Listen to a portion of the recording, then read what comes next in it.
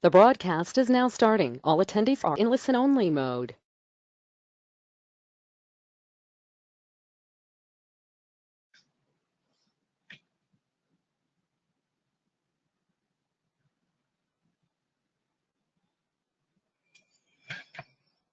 Welcome everyone to a webinar series on the long-term energy scenarios for the clean energy transition. I am Pablo Carvajal from the IRENA Innovation and Technology Center in Bonn.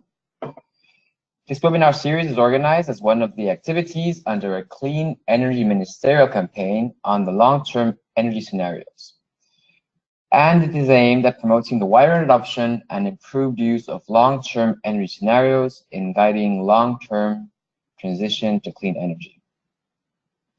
The campaign addresses three interrelated themes. The first one is about the use of scenarios in the political process guiding towards clean energy transition. The second theme is about improving scenarios and modeling tools to reflect emerging factors relevant for this transition. And the third and last theme is approaches to build scenario building capability in the government sector. So today we have two speakers. Our first speaker is Dr. George Giannakidis, who will be talking about building capacity. Dr. Giannakidis is project head of the Energy Technology Systems Analysis Program of the International Energy Agency. And he has international working experience in energy planning, energy modeling, and energy systems analysis. Our second speaker is Professor Brian Ogalakwar. He will be talking about the use of scenarios. Professor Ogalakwar is Professor of Energy Engineering at University College Cork and Vice Director of UCC's Environmental Research Institute. He's also Chair of the International Energy Agency's Technology Collaboration Program on Energy Systems Modeling, IEA HeadsUp. So each speaker will have 20 minutes in total, 15 minutes for presentation and 5 minutes for questions and answers. We will do a small Q&A session after each one of the speakers, and you can submit the questions with the questions feature in the interface. The webinar will be recorded and shared through IRENA's webpage. And before we begin, I will briefly introduce you how to operate the Webinar 500 user interface. All of you, the attendees, are currently muted and will remain so throughout the webinar. If you have a question, please send your question using the question feature on the webinar panel. Questions can be only reviewed by us, the organizers, and not shared with the audience. We will be monitoring the questions throughout the session and select some to be answered by our panelists at the end. Due to time constraints, we apologize in advance if your questions are not answered by the end of the session. If you experience any technical difficulties, please try to reconnect by dialing via phone. You can get the number by clicking on the phone option located on the webinar panel. You may also download the presentation slides in PDF in the handout section of the interface. If your technical difficulties remain unresolved, you may write to us through the question section as well, and we will try to help you. Thank you very much. So now we will give way to our first speaker, Dr. George Giannakidis. George, the floor is yours.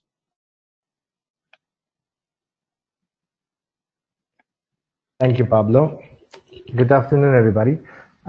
My presentation will focus on a brief description of what HeadsUp is and what we do within HeadsUp, and then describe a bit the building capacity, the capacity building activities that we do within HeadsUp all around the globe.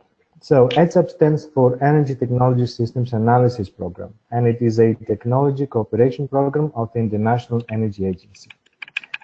So moving to the next slide, you can basically see what more or less all of us know, that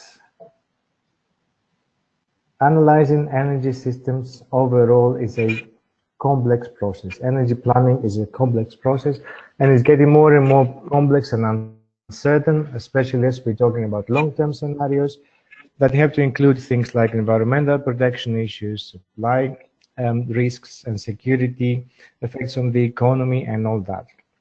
And of course, the vision of the low carbon energy system, or even the carbon free energy systems, is an overarching problem that we have to address and see how we can achieve that.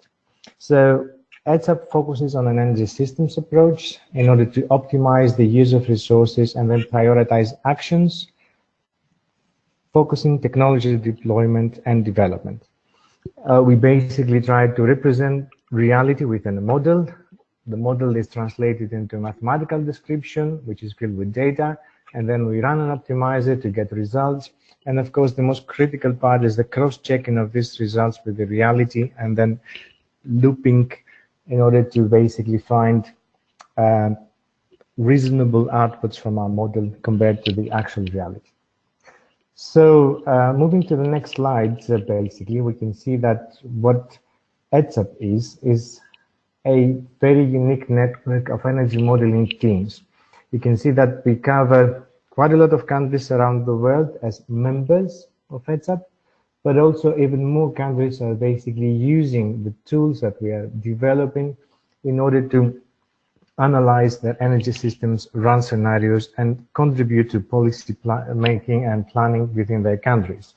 So as you can see here, HeadsUp has 21 contracting parties, and that includes the governments of many countries, plus the European Union, but also to sponsors, which are private companies, but are participating in our project, in our cooperation program.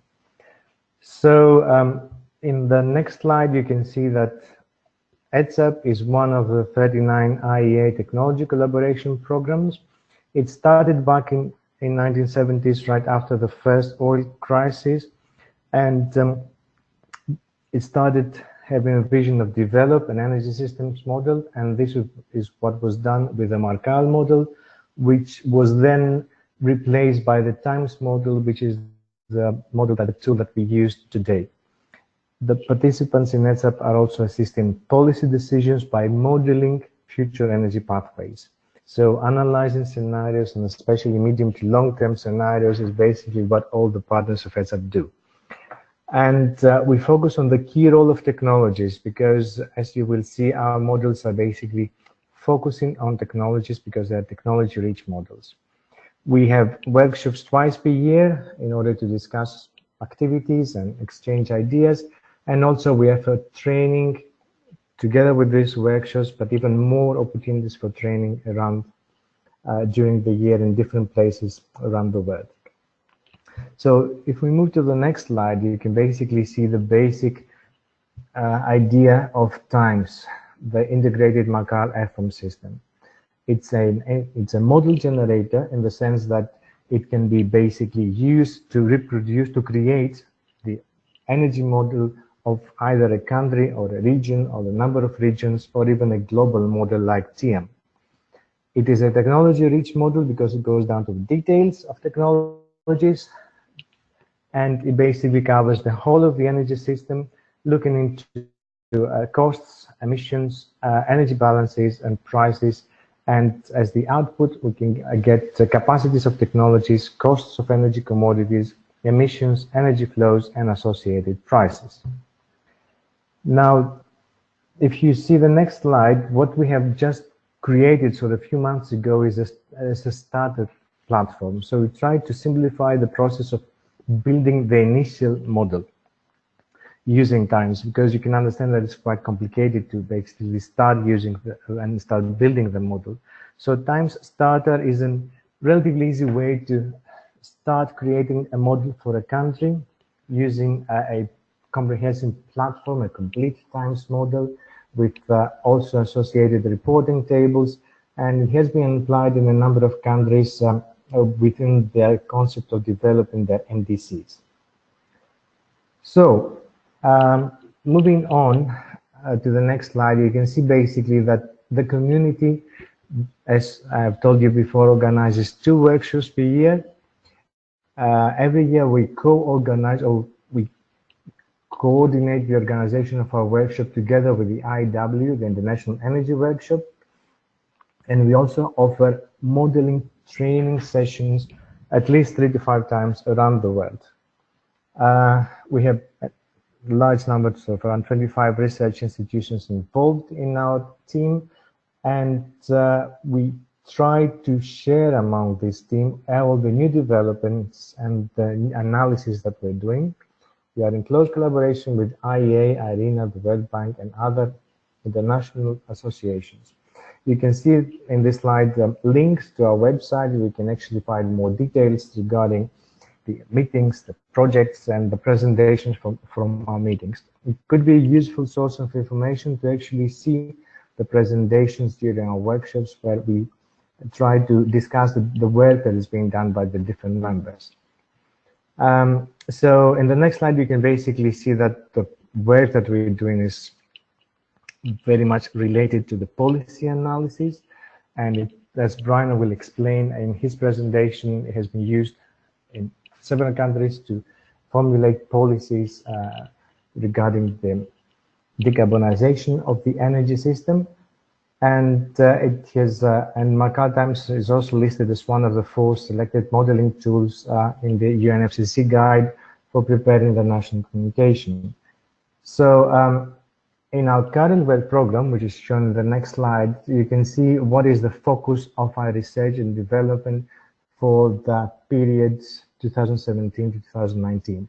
We have 3 years research programs which are being updated continuously, and we try to focus in some key elements each time. This period, of course, the climate mitigation and the responding to the policy and ambition of aiming for the well below 2 degrees world is one of the main research topics that we're trying to analyze. But one of the main activities overall is also the improvement of our tools and capacity building around the globe for the use of our tools. So in the next slide, we're actually showing you the activities that we have done so far. You can see that over 2017 and 2018, we have 2 workshops per year, plus some extra workshops that we have done. One in Brazil, then we had one training session that was done in Mexico, another training session in Singapore and in Moscow, together with the training sessions that were held back in back with our workshops in Zurich and Göteborg. So we have information about our workshops on the website, and the address you can see there. And we also have information about upcoming training sessions on our website. So it's open for those who are interested to actually register there in the upcoming training sessions. As you can see in the next slide, what we have seen so far, the participants in the capacity building and sessions are mainly from institutions or research institutions that are directly collaborating with governments in issues of energy planning. We have university staff and students that are using our tools in their research, and staff from energy sector companies that are directly interested in the use of our tools. And what we have found to be the most effective way of basically developing capacity in the country is building contacts and then continuing collaboration with institutions that are already involved in modeling and planning activities, because they already have some sort of a background knowledge on which they can build and then move forward. And then research students who use our modeling tools directly in their research work, and then even further, they can use them to support policy analysis at the level of the research institution. What we have found to be the most important success factor overall is that there must be a committed team which has available time resources, especially at the beginning, because you can understand that starting up a modeling activity is something that takes quite a lot of time at the beginning in order to understand the tool, build the model, make sure that you have all the data needed, collect any other extra data that might be needed, and so on. So this is a process that requires dedication. It takes time to reach a level where you can actually utilize the model in policy making and in decision making. So we believe that this commitment and the availability of time is basically one of the most important success factors to move forward. In the next slide, we I'll try to put together some examples of what is going on in our community, in the HeadsUp community. So who is using the tools within the HeadsUp community to produce scenarios that can be used for policy making. So as you can see, within our 21 members, the majority are basically institutes, energy centers, research institutes, and universities. And it makes sense because in these places you can have dedicated teams who can work on modeling and scenario building and can spend time in actually analyzing the results so that they can make them in the form that are easily accessible to policymakers. And then governmental departments is basically the IEA, so it's what's the US Energy Information Administration, which has a very long tradition in energy modeling overall. So basically what we can see from our experience is that dedicated institutes and universities that can offer this commitment which is necessary for developing modeling capabilities is quite important in order to make sure that the team is there that can work initially on the model, develop it, and then continue using it through the years. But what is also important is to be a clear mandate and continuous support from the government to this institute or university. So to make sure that there's a direct link between the two in order to ensure that the work that is being done by the team is actually utilized, but also in order to ensure that the policymakers are going back to the team with questions so that there's activity and there's continuous interchange between the two and improvement of the model in order to cover the new questions that might arise as new obligations appear, as the overall scene in energy planning changes based on new data. So in a nutshell, I can say that basically it's necessary to have this coordination between the two. So a team that is dedicated on energy modeling, but also a policy-making team on the other side with a continuous and direct interaction in order to move forward. So more or less, this is the background that I would like to talk to, and this is the activities that we're doing within HeadsUp. And in the final slide, you can basically see more information on our activity on the website. And you can also see the contact details of the ex-co-chair, which is Brian, who will talk in a while, the operating agent, Dr. Kenneth Carlson, and myself. Brian will talk a bit on the books that you can see there, which is basically a collection of the work that has been done by HeadsUp members using our tools, trying to answer topics on energy and climate policies and limiting the global warming below the 2 degrees, which was published last year. So this was the end of my presentation. Thank you very much, George, for a very nice presentation. Indeed, HeadsUp has been very, very busy contributing to capacity building. I have 2 questions for you that have come up. The first question says, how would you approach building capacity to understand scenarios, not to model them? I think this question is related to building capacity for users and policymakers rather than for the modelers. What would be your take on that? True. What we try to do in within HeadsUp is try to utilize different options to present the results of our scenarios. Okay, so many members of HeadsUp, they try to develop things like web interfaces. For instance, DTU in Denmark, they've tried to develop a web interface where they can show the results of the different scenarios, and then policymakers can go there and try different combinations and see what that policy really means when they're translated into results of scenarios. So what we try to do is basically this, try to formulate the rather complicated results that come out from modeling into setups that are basically more easier to look into from the policy maker's point of view. Thank you very much for that answer, George.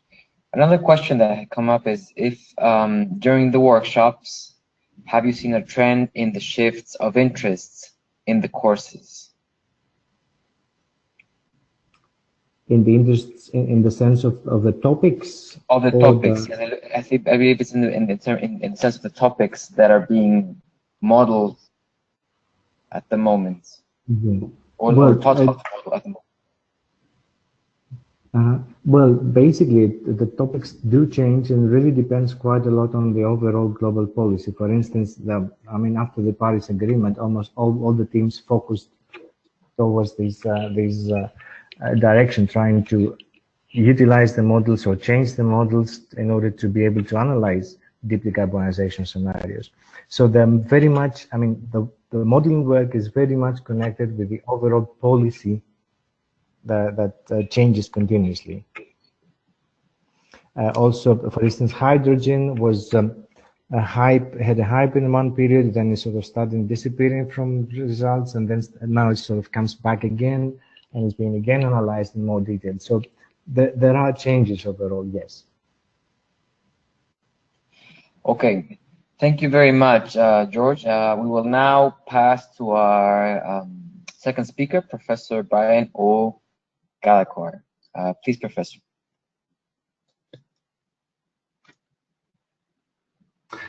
Hello, everyone, and thank you very much, firstly, to Irina for organizing this webinar and this series of webinars. I think it's a very useful contribution to the activity of this long-term energy scenarios campaign.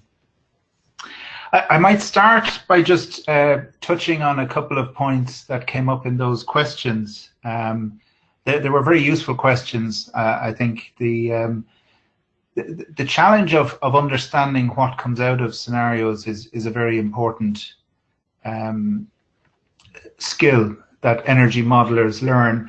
And what we find in the universities and in the different modeling teams is that essentially when you're training people in energy modeling, one of the first aspects is to train them in energy systems modeling and the techniques and the tools that are being used.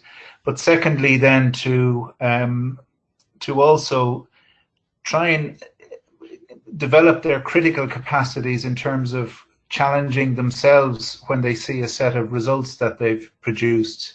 And this is a very important dimension to the, I suppose, learning how to improve your energy modeling skills. So the technical capacity is one key thing that we do through our training programs that George has talked about. But one of the longer term skills that we impart on our modeling teams is the critical capacity in terms of how we understand scenarios. On the second question that came up, which was on the shift in interest, another dimension, just adding to what George said, in addition to the policy driver, is we've an increase in computing capacity in the last number of years. And that provides us with an opportunity to really explore how we might improve our modeling tools in order to better address some of the policy questions that we're asking. And so another shift in interest that I've observed is around this question of how can we increasingly harness the modeling or the computing capacity that we have and better use that to address some of the questions. Just moving into my own presentation, I want to take you through some of the experiences of IEA HeadsUp in using the scenario analysis to inform policy decisions. So it's really to explore the effectiveness of what we've done in underpinning new policy decisions. And it's really at that interface between energy modeling teams and the policy making community. As George mentioned, HeadsUp has a number of key strengths. The biggest one is in addition to the 21 partners we have within HeadsUp, we've in total about 200 modeling teams around the world in 70 countries that are using the modeling tools that we have. And that capacity, that collective capacity is our key strength. Another one is that the tools themselves that we make available and we constantly improve on as demands change and increase. A third one is the training and the capacity building that George touched on. And the fourth one then is this one that I'm going to focus on, which is how we support the policymakers to improve decisions. And on the slide you see here, this is one of the ways in which we try to improve or feed our analysis into policy decisions. So disseminating the results of the analysis is a key dimension. And as you can see, we produce over about 100 publications a year, and this includes half of these would be peer-reviewed journal papers. And the peer-reviewed journal papers are important because it really attests to the scientific legitimacy of what it is that we're doing, the methods we use, the analysis we undertake. In the center of this slide, you see that our core foundation stone is the national modeling tools that we have, that we've generated. And as you move upwards then from the national modeling tools, in many cases we've grouped national models together into regional models. And I'll come back to this particularly in the context of some of the modeling we've done of the EU energy system. The global modeling tool is very important in feeding into discussions around climate policy internationally. And before the Paris Agreement, the focus of modeling for climate mitigation was very much centered around these global modeling tools. After the Paris Agreement, that's still very important, but the emphasis has shifted to national modeling tools because of the nationally determined contributions that countries need to produce.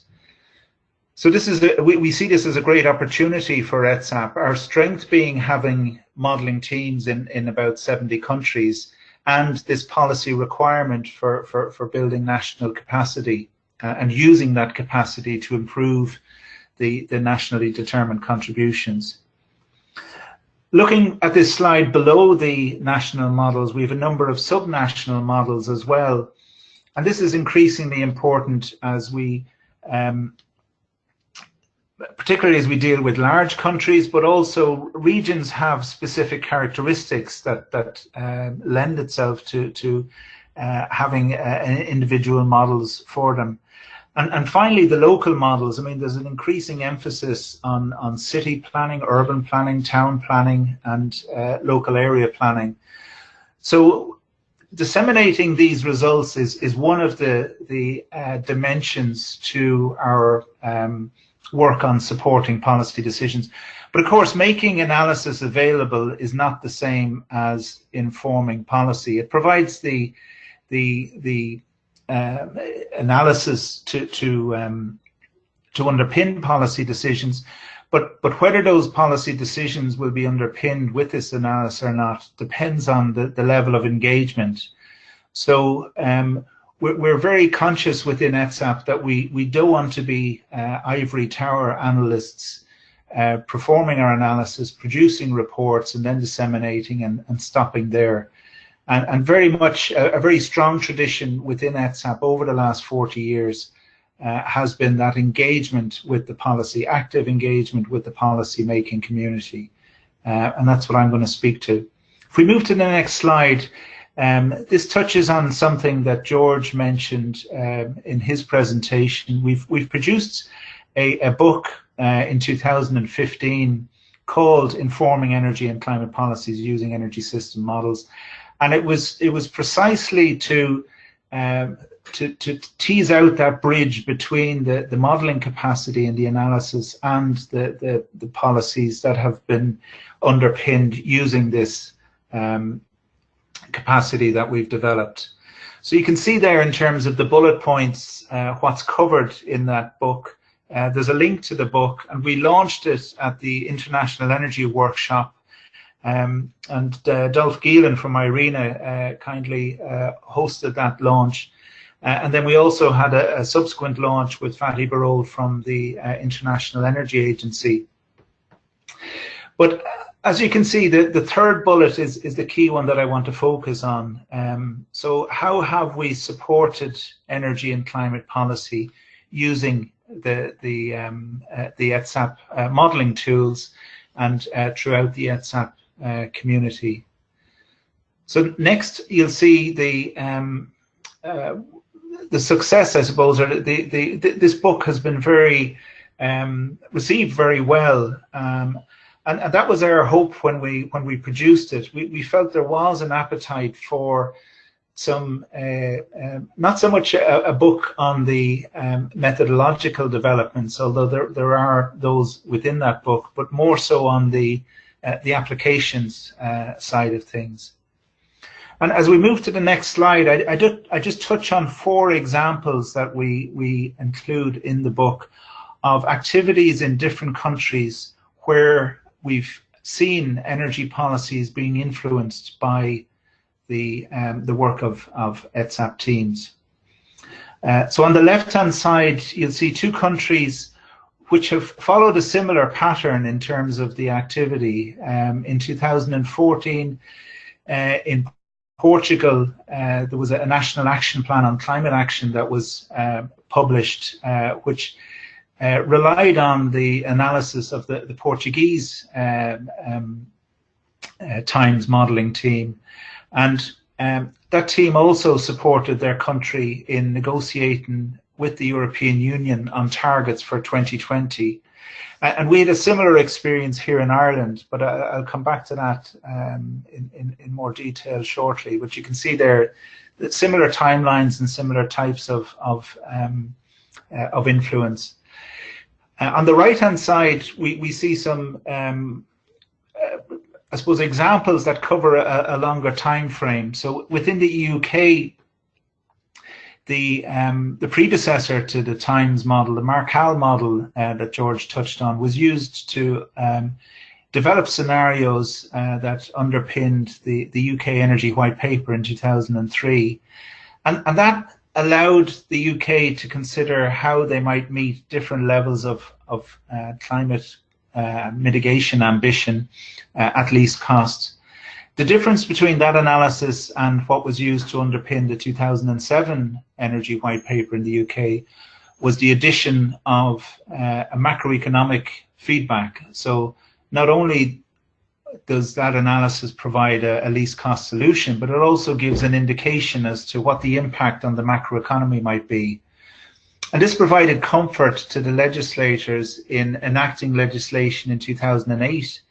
And this is one of the first national legislations on climate action globally, which set out a target for the UK to achieve an 80% reduction on greenhouse gas emissions by 2050 relative to 1990 levels. That was legally binding. And that was, as I say, that was supported by the analysis that was developed and used effectively by the HeadsUp team. On the bottom right there, you see some of the work that the International Energy Agency has undertaken with its times modelling tools. So the International Energy Agency supported the G8, and there was a significant statement in 2006 in St. Petersburg by the G8 supporting moves to the low carbon energy transition. So the analysis provided the underlying evidence that such a move was not only achievable but was of benefit and could be done in a least cost way. Subsequently, the International Energy Agency published energy technology perspectives, initially every 2 years and then annually. And this energy technology perspectives report was very much a landmark publication that looked at the role of energy technologies going forward, and in particular looking at the long-term and how we might achieve global ambitions using changes in the energy system. And there's two examples here of policies that were influenced by the energy technology perspective. So in the US, the Department of Energy developed a critical materials strategy, because of course, when you have an energy transition, that has significant impact on the role of materials. As we transition away from traditional fuels to new fuels and new technologies, and the requirement for new materials and different materials to underpin the development of those new technologies.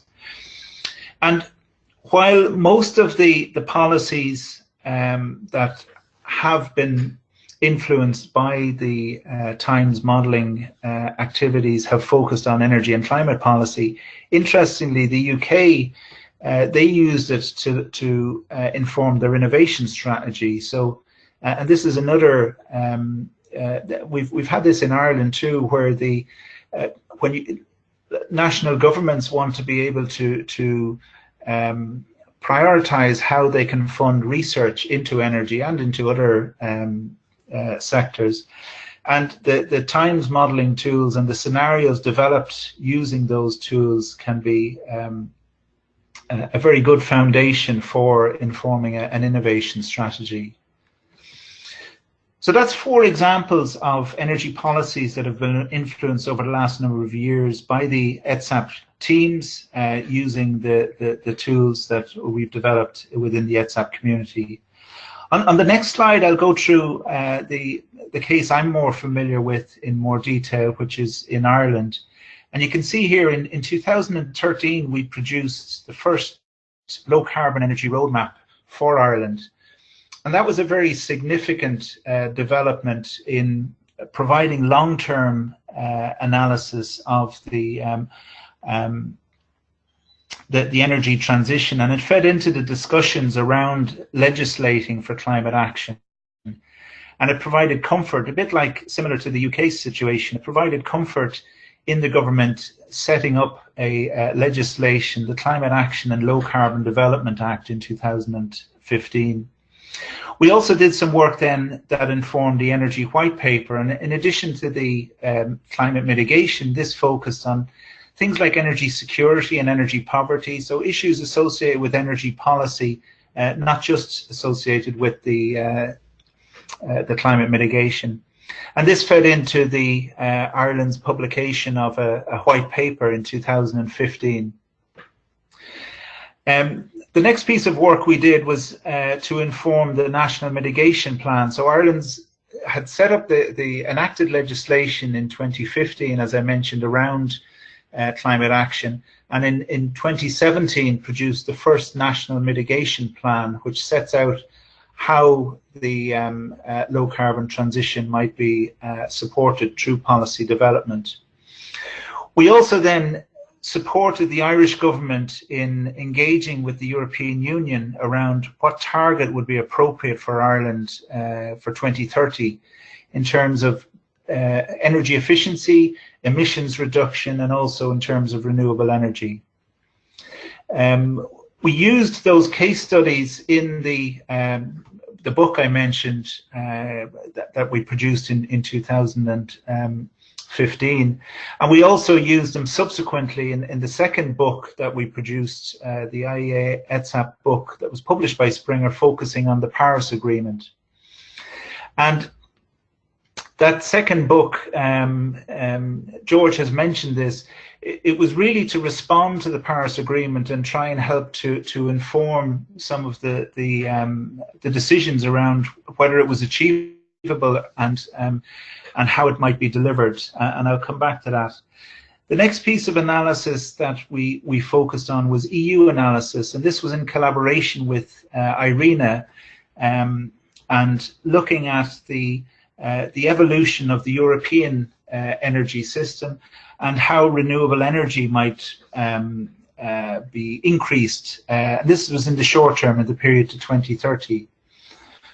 In addition to that work with IRENA, we were involved in a consortium that got EU funding under a project called Inside E, and we produced a book with the other HeadsUp partners on Europe's energy transition. So again, using the modelling tools that we've developed to inform policy decisions. And the final book that we were involved in is on a very interesting aspect and challenge of the energy transition, which is the societal dimension, and working with sociologists to look at transdisciplinary perspectives on transitions to sustainability. So that just gives you some examples of the Irish policies we've influenced, and also some of the work we've done in Ireland to inform European policy decisions. On the next slide, I just want to talk a bit more about the book we produced last year. And essentially what we wanted to do here is try and understand or unpick the challenge that was set by the policymakers in 2015 in Paris when they agreed on this idea of a well below 2-degree world. There's a lot of questions, there's a lot of remaining open questions around how we might achieve this. And we felt that the HeadsUp modelling teams would be in a good position to provide some insights into this. So within this book, we've examples from Kazakhstan, from China, from Australia, from the US, and from European Union member states. Examples of both national and multinational modelling. So looking at the question of, can we remain well below 2 degrees, and what's required to help us get there, and what's required in terms of technology, in terms of behavior, and what are the macroeconomic impacts of that. And because a lot of these chapters in this book focus on national case studies, they directly relate to the nationally determined contributions. So as well as providing analysis to question the feasibility of a well below 2-degree world, the book also provides analysis that can directly support the development of nationally determined contributions. And the photo there is from a launch at the International Energy Workshop in Gothenburg in June last year, where we formally launched that book. And Springer, who published it, I mean, they were delighted with the appeal and the interest in the first book, so they were very supportive in producing this second book. Just touching on how it kind of feeds into the policy system, that's what I want to touch on in the next slide. We have this significant ambition coming out of the Paris Agreement. And as I said, that prompted us to do a series of national analyses. You can see the one there for that I was involved in for Ireland, and trying to understand deep decarbonisation in the different countries around the world, feeding that collectively into this book. The timing of the book was important because we wanted to, we set a target for ourselves to have it published in time that it could be used to inform the IPCC special report on 1.5 degrees. So that's how we've used this one to inform policy decisions. So our book was one of the few examples quoted in the IPCC special report that touched on national modelling analysis. There has been some global analysis on what's required to stay well below 1.5 degrees, but our book was the first comprehensive collection of national analyses focusing on that topic. And one of the interesting things in the book is that different countries, of course, have different perspectives. There's different depending on the resources in the country, depending on the economic situation in the country. So it's a very rich collection of case studies.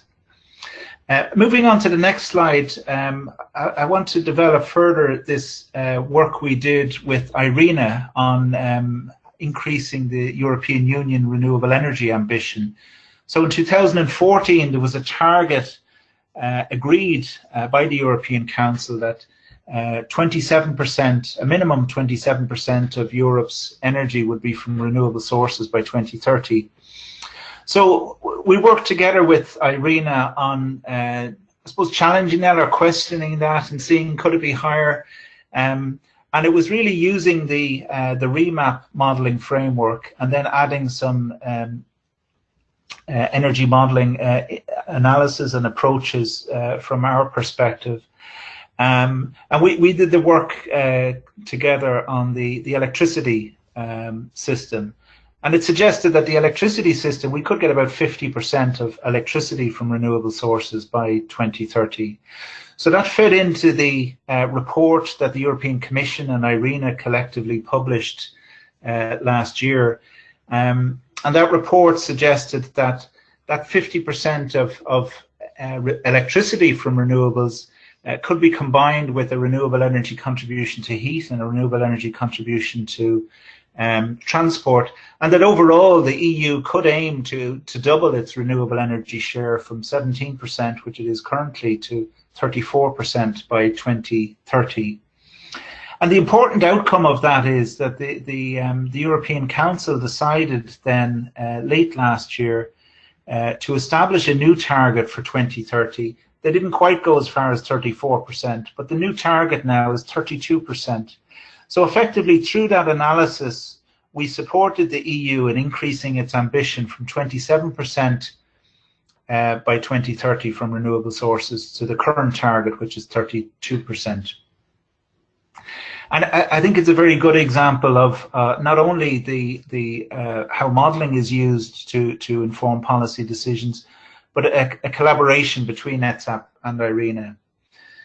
Moving on to the next slide, another dimension to our informing policy has been through a collaboration with a number of other HeadsUp, a number of the HeadsUp teams and other teams around Europe coming together under an EU project called DEEDS, the Dialogue on European Decarbonisation Strategies.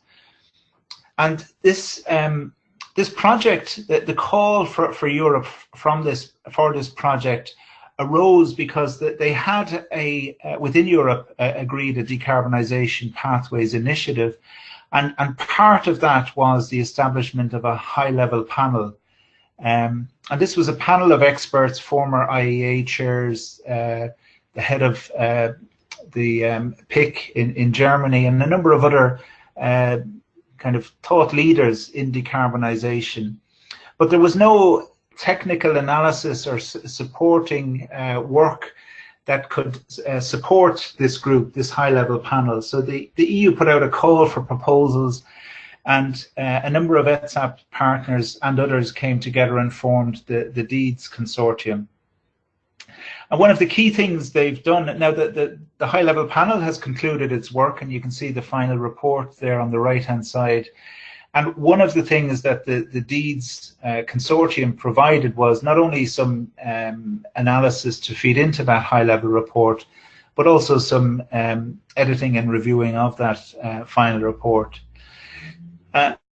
And that again is another example of, in this case, not so much scenario analysis directly, but I suppose the expertise that's available within the HeadsUp community coming together with others from around Europe to provide a useful policy support function.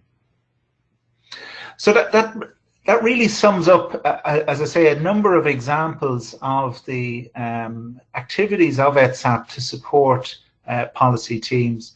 And moving on to the final slide, I just used the same slide that George showed you, which is some of our contact details.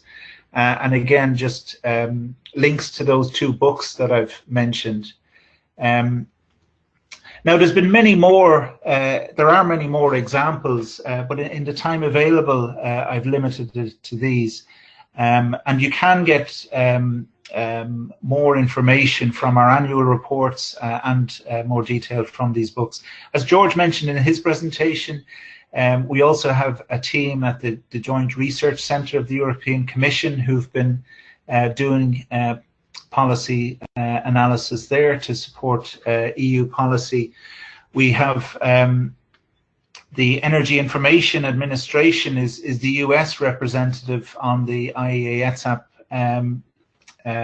collaboration program, and the EIA provides analysis and support for US policy. So across the world, we have these the modeling teams who are helping us develop and improve our models. They're helping us build capacity, but critically, they're assisting the policymakers and governments to make improved and better decisions based on strong evidence coming from the scenario analysis. So that's it for me. Thank you very much for listening. I look forward to any questions you may have. Thank you very much, Brian, for such a brilliant presentation. It's undoubtedly you have shown us how energy modeling influences policy and how academia can have an impact in energy and climate policy. We're happy because we have received some questions, and I would like to please give 2 questions to Brian first, and if George will stay with us, we have 2 questions for him as well. The first question for Brian is, are the HeadsUp tools for policy formulation considering the nexus food, water, energy in order to achieve low carbon emission economy? That's the first question. And the second question is, could you point to any specific qualities and scenarios that allowed them to better influence policy? Sorry, could you repeat the second question, please? Yes, of course. The second question is, could you point out to any specific qualities and scenarios that allowed them to be better influenced in policy? Oh, thank you. They're both very good questions, I have to say. In terms of the food, energy, water nexus, we haven't done a huge amount in that, but we have done some work, and this was linked to the World Bank initiative, the Thirsty Energy, and some other initiatives that individual project teams have been involved in. So we do have on our HeadsUp website, which is shown in the slide here, we do have a subsection of that which focuses on, or which provides some of the presentations from previous events. And we have had a specific workshop, I think it was in December of 2017, that focused on the nexus with water in particular. We've probably done more with water than with food. And if you look at it, it's hugely important because, well, water provides energy in the form of hydropower and wave energy, but in addition, water is consumed a lot by energy technologies, depending on the technology. And in addition, energy is used, of course, both to pump and to water around and to treat wastewater.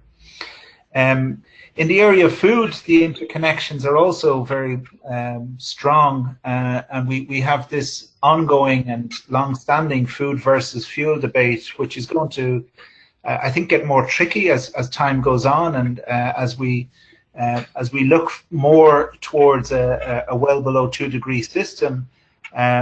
One of the requirements in that from most of the analysis is an increase in bioenergy resource. So that creates a challenge in terms of competition for land use. So the issues around water and food are very important, and they are growing. As I say, it started with a number of HeadsUp teams doing some work, for example, water and energy in South Africa. And then more recently, the work, as I said, with the World Bank and on the Thirsty Energy project. But I would point people to our website, where we have some presentations on the topic and some of the thinking around methodological developments and some of the initial applications. The second question, qualities in scenarios that improves them for energy policy. One of the things we've been looking at, this is a real interesting point, because the interface between analysis and policy formation is quite a tricky one. Like if we, the models we use and the problems that we're addressing are very complex and multifaceted. So typically we're comfortable with long reports that can highlight the input assumptions, the methodology used, the key results, and the limitations. But when that gets to a policymaker, to a minister, what they want to see is a few bullet points. So it's very important to have I suppose a very good way of communicating scenarios. Now, George mentioned the web interfaces and the interaction, and that's one of the things I think we are improving the quality in terms of how we communicate the scenarios. So one of the key qualities is in communicating and better communicating the scenarios. Another one is addressing uncertainty. We have huge uncertainties, and giving single and simple answers is dangerous. So scenario analysis that treats uncertainty in a strong way is another high quality. One of the other challenges is the fact that, you know, when we talk about our models are very good at the interactions between technology and economics, because we have least cost models and we have a detailed representation technologically of the energy system. But a key challenge is around the people part, be that individuals and behavior, or also collectively in terms of societal challenges. And those are dimensions to the challenge from a modeling perspective that we're still grappling with. So so another quality, if you like, in scenario analysis is one that can address or encompass in some way those dimensions to the challenge. So I hope that answers the question. Thank you very much, Brian, for that comprehensive answer to the questions. I will go now to George for the two questions that I had posed to him. I'll repeat them quickly for our attendees. The first question for George was, what is the process or steps to get involved with HeadsUp and start using the model? And the second one is, how long on average to build adequate capacity modeling team?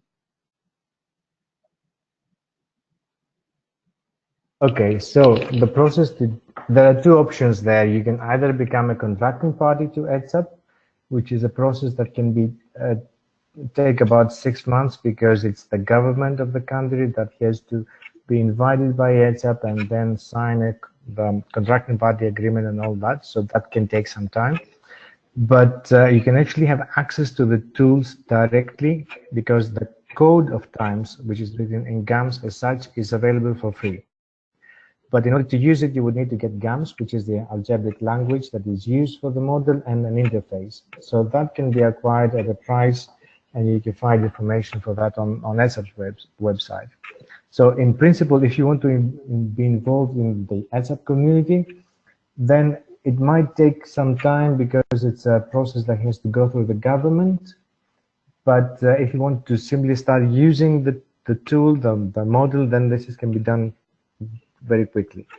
Now, in order to build the capacity to actually, yes, if you want to start develop a model from scratch and build a team that can basically use it, afterwards we're talking about the process that can take a year or two, depending on the availability of the team, basically. But if there is a team that can be coached by HeadsUp, then this process can be made quite shorter.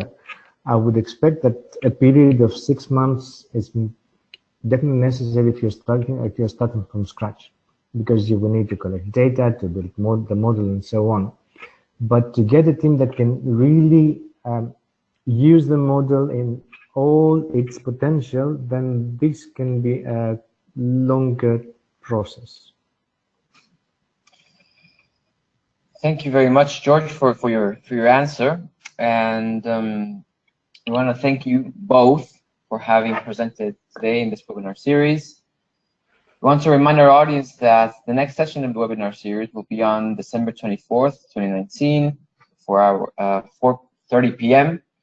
with the presentations of Cole Wesley from NREL from the US and Dalius Tarvydas from the EU Joint Research Center. So there were some questions that were left behind, and we will email the questions to our presenters, and we ask forgiveness to our attendees because we ran out of time, but they will be taken care of. Thank you very much, and until the next session. Goodbye.